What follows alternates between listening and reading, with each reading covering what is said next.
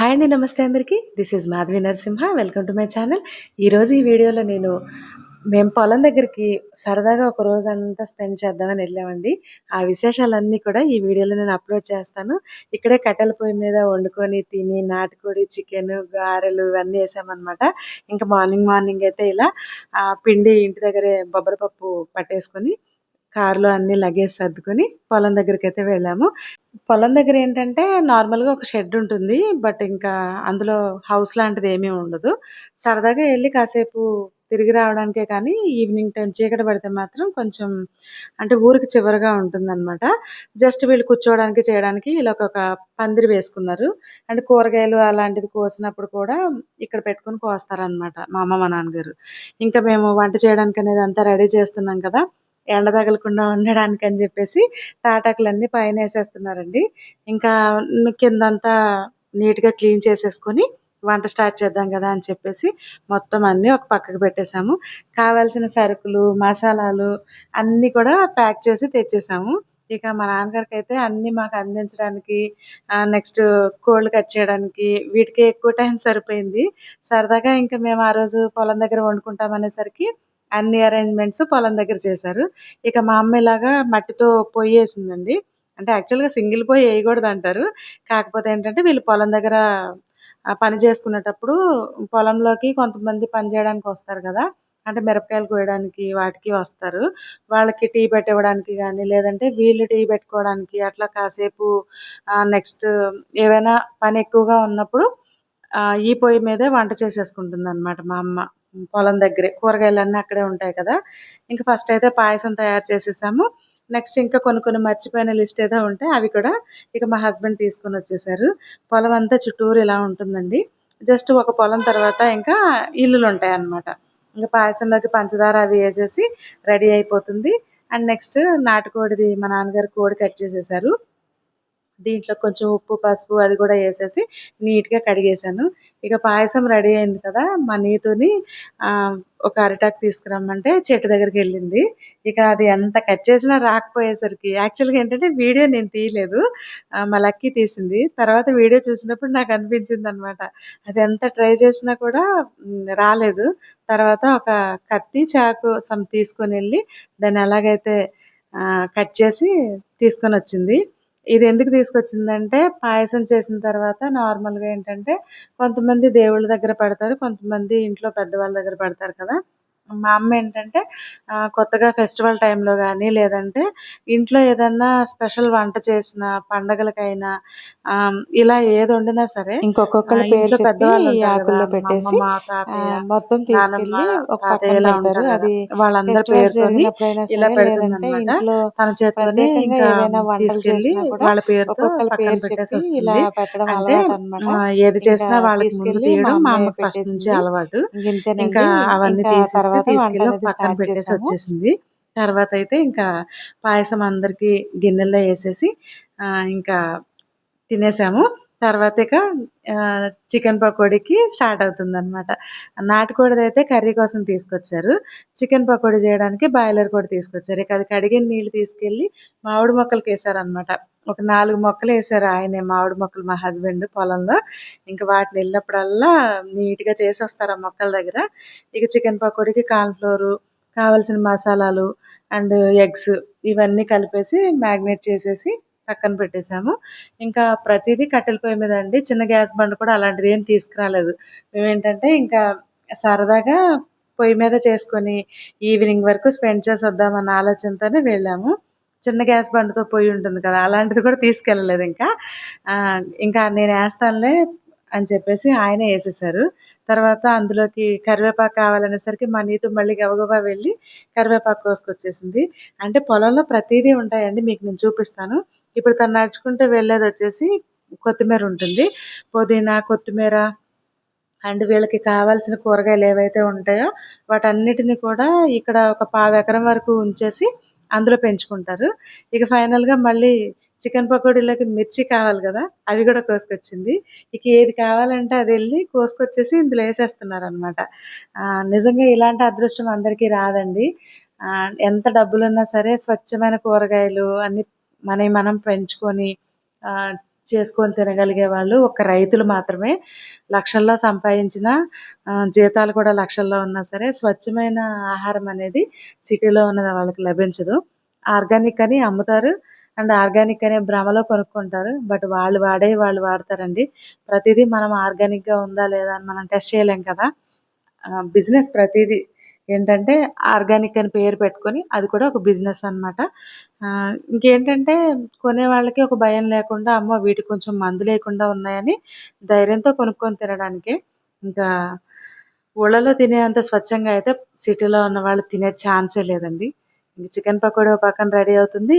వెంటనే ఇంకొక పొయ్యి పెట్టి దీని మీద జస్ట్ బగారా రైస్ లాగా అయితే ప్రిపేర్ చేయడానికి బిర్యానీ కాదు నార్మల్ బగారా రైస్. చికెన్ వేరే వండుతున్నాం కదా అని చెప్పేసి ఇక ఇందులోకి మా నాన్నగారు కొత్తిమీర కట్ చేశారనమాట. చూస్తున్నారు కదా! ప్రతీదీ ఇంకా స్వచ్ఛమైనవి ఇంకా అలా కోసుకొచ్చి కూరల్లో వేస్తుంటే భలే హ్యాపీగా అనిపించింది. మీకు కూడా ఇలాంటిది నచ్చితే గనక ఒక చిన్న కామెంట్ చేయండి. ఇంకా చికెన్ పకోడీ రెడీ అయిన తర్వాత అందరం కలిసి ఫస్ట్ అయితే చికెన్ పకోడీ తినేసి ఇంకా నాటుకోడిదైతే మా అమ్మకి వదిలేసానింక. మా అమ్మ చేస్తానని చెప్పింది కర్రీ. మా అమ్మ కూడా వంటలు చేస్తుందండి. ఎందుకంటే నా చిన్నప్పటి నుంచి మా అమ్మ వాళ్ళది హోటల్ ఉండేది. 20, 30 మందికి భోజనాలైనా సరే మా అమ్మ ఒక్కతే వండేది అప్పట్లోనే. తర్వాత తర్వాత ఇంకా హోటల్ మానేసి వ్యవసాయం మీదే ఇంకా వీళ్ళు ఇద్దరు కూడా కాలక్షేపం చేసేస్తున్నారు.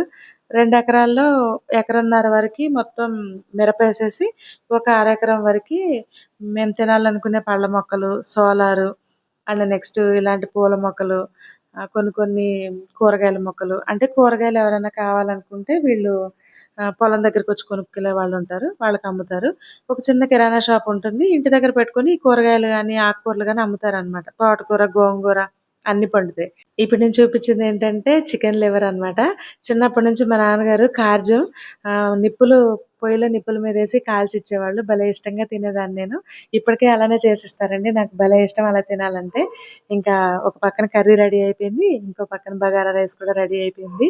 వంటలైతే కంప్లీట్ అయిపోయాయి. ఫైనల్‌గా అయితే ఇంకా గారెల కోసం పిండి ఇంటి దగ్గర నుంచి పట్టి తీసుకొచ్చాం కదా! ఇక నేనైతే గారెలు వేయడానికి నా ప్రిపరేషన్‌లో నేనున్నాననమాట. ఒక్కొక్కళ్ళకి ఒక్కొక్క పని అసలు ఎళ్ళిన దగ్గర నుంచి ఎవరికీ ఖాళీ లేదు. చెప్పాను కదండీ! పుదీనాను, ఉల్లికాడలనమాట. పుదీనా ఏంటంటే మనం చిన్న మొక్కేసామనుకోండి మొత్తం అల్లుకుపోతుంది. ఎంత ప్లేస్ ఉండాలి గానీ దానికి, అంత ప్లేస్‌లోకి అలా పాకుతూ వెళ్ళిపోతుందనమాట. కుండీలో కూడా చాలా ఈజీగా పెరుగుతుందండి. అండ్ ఉల్లికాడలైతే ఉల్లికాడలకి ఎదిగిన తర్వాత పువ్వులొస్తాయి. అందులో నుంచి విత్తనాలొస్తాయనమాట. అవి నాటితే మళ్ళీ మనకి ఉల్లి నార తయారవుతుంది. నారు నాటితే మనకి కింద మళ్ళీ ఉల్లిపాయ తయారవుతుంది. భలే మంచి ప్రాసెస్ అండి. ఉల్లిపాయలదైతే నాకు భలే నచ్చుతుంది. ఆ పువ్వులు కూడా నేనొక వీడియోలో మీకు చూపిస్తాను. ప్రెజెంట్ అయితే ఇక్కడ తయారవ్వలేదు అలాగా. ఉల్లిపాయ కంటే ఉల్లికాడల టేస్టే చాలా బావుంటుందండి. కూరల్లో మనం దింపే ముందేస్తే భలే టేస్టొస్తుంది. ఇంకా గారెలకైతే మా అమ్మ ఈ పిండిలోకి కొన్ని ఉల్లికాడలు, కొత్తిమీర, పుదీనా ఇవన్నీ ఏసింది. తర్వాత పచ్చిమిరపకాయలు ఇక పక్కనే ఉంది గదా చెట్టు. మళ్ళీ 4 కాయలు కోసుకొచ్చేసి మా అమ్మకిచ్చేసాను. ఇంక వాటిని కూడా ఈ గారెలేసే పిండిలో కలిపేసి ఇంకా స్టార్ట్ చేశానండి గారెలేయడమైతే. కానీ ఒక రోజంతా అలా స్పెండ్ చేసినందుకు భలే హ్యాపీగా అనిపించిందండి పొలంలో. ఇంటి దగ్గర కూడా ఎళ్ళినప్పుడల్లా అన్ని రకాలు పిండి వంటలు వండుతూనే ఉంటుంది మా అమ్మ. కానీ ఈసారి ఇలా పొలంలో వండుకొని తినడం భలే సరదాగా అనిపించింది. ఇక ఇందులోకి ఉల్లిపాయలు కూడా కట్ చేసేసిన తర్వాత నేను చికెన్ పకోడీ ఏసిన ఆయిల్ ఏదైతే ఉందో అందులోనే గారెలు కూడా వేసేసాను. ఎందుకంటే పొలం దగ్గరికి మళ్ళీ మనం తీసుకెళ్ళకూడదు. ఆయిల్ కూడా మళ్ళీ మరిగి ఉంటుంది కదా అని జెప్పేసి ఇంక గారెలేసిన తర్వాత ఆయిల్‌ని పారబోసేసాము. ఫైనల్‌గా ఏంటంటే ఇంకా వంటలన్నీ రెడీ అయిపోయి, పూర్తిగా అలిసిపోయి కూర్చొనున్నాము. భోజనాలు ఆల్మోస్ట్ చేయడానికని టైమ్ అయితే జెప్పేసి 3:30 అయిపోయింది. ప్లేట్ల కంటే మార్నింగ్ అరిటాకుల్లో తిందాం 9:30కెళ్తే పిల్లలనేసరికి మధ్య మధ్యలో ఇంక ఏదో ఒకటి కోసుకొచ్చిన చేసుకొని తర్వాత తింటూనే ఆకుని ఇంకా అలా 3:30 ఒకే ఆకు కింద అయిపోయింది. ఏసేసి ఇంకా అందరూ ఒక ఇందులోనే భోజనం ఇస్తరాకు చేయండి అని చెప్పారనమాట. తినడానికని ఇంక చెప్పేసి మా పిల్లలు కూడా నాన్నగారు భలే సరదా పడ్డారు. ఇంత పెద్ద అరిటాకుని అరిటాకులో ఎప్పుడు కోసుకొచ్చారు. భోజనం దీన్ని చేయలేదు. కట్ చేయబోతుంటే ఇందులోనే మా తిందాం, నీతి ఇందులోనే వాళ్ళేమో తిందాం అని చెప్పేసి కట్ చేయకండి ఇంక అలానే దీన్ని సెట్ తినేస్తాము అని చేశారనమాట చెప్పేసి అందరం అనేసరికి భోజనం ఇంత చేయడానికి. పెద్ద ఇస్తరాకుని భోజనం చేయడానికి ఏసేసారనమాట మా నాన్నగారు ఇంక దాన్ని ప్రాపర్‌గా కట్ చేసి. ఇక దీని మీద వాటరేసేసి పిల్లలైతే ముందు ఇంత పెద్ద ఇస్తరాకులో ఎప్పుడు తినలేదు అనని చెప్పేసి దానిలో భోజనం చేయడానికే ఎక్కువ ఇంట్రెస్ట్ చూపిచ్చారు.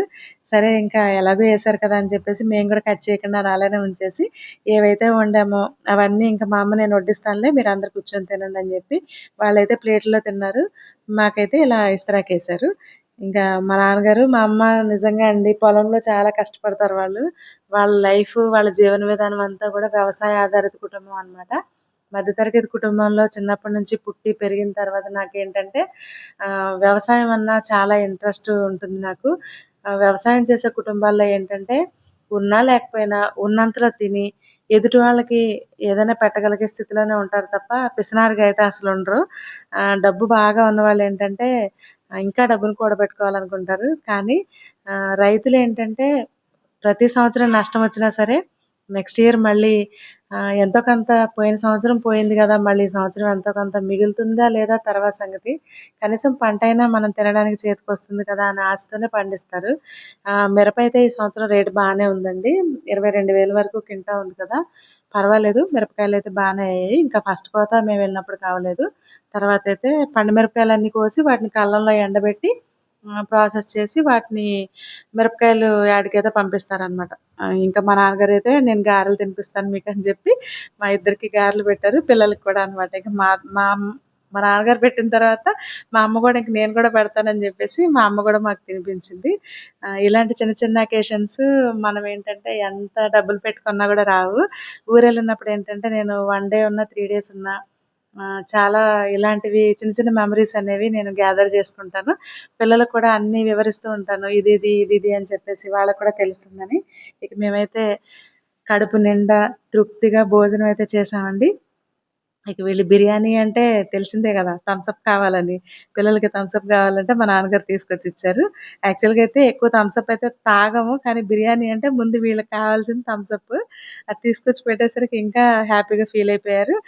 భోజనం అయితే కంప్లీట్ అయిపోయింది. అంటే భోజనం చేసేది కూడా చూపించాలా అని మీరు అనుకోవచ్చు. కానీ ఇలా కొంచెం మనం ఏంటంటే ఉన్న దాంట్లో తృప్తిగా ఇలా భోజనం చేసేది నాకు బాగా అనిపిస్తుందండి. అందుకనే మీతో నేను షేర్ చేసుకున్నాను.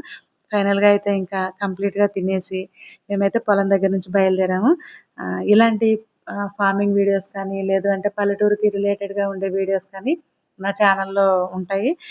ముందు ముందు కూడా పోస్ట్ చేస్తాను. మీకెవరికైనా నచ్చితే నా ఛానల్‌ని సపోర్ట్ చేయండి.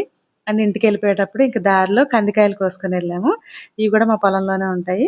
కందికాయలేంటంటే కొంచెం సాల్టేసి ఉడకబెట్టుకుంటే భలే రుచిగా ఉంటాయి. వీటితో కందిపప్పు తయారు చేస్తారు కదా! అవన్నమాట. ఇది చింత చెట్టు. దీని కాయలన్నీ మనం కోసుకొని సంవత్సరానికి సరిపడా చింతపండు ఉంటుంది కదా! ఆ చింతపండుననేది స్టోర్ చేసి పెట్టుకుంటారు. నెక్స్ట్ ఇంకా ఇంటికెళ్ళే దారిలోనే గోరింటాకు చెట్టు ఉంటుంది. ఇంకా గోరింటాకు కూడా కోసుకొని ఇంటికైతే బయలుదేరాము. ఈ చిన్న వీడియో నచ్చితే ఒక చిన్న లైక్ చేసి, కామెంట్ చేసి నా ఛానల్‌ని సపోర్ట్ చేయండి. Follow for more videos. Thank you for watching.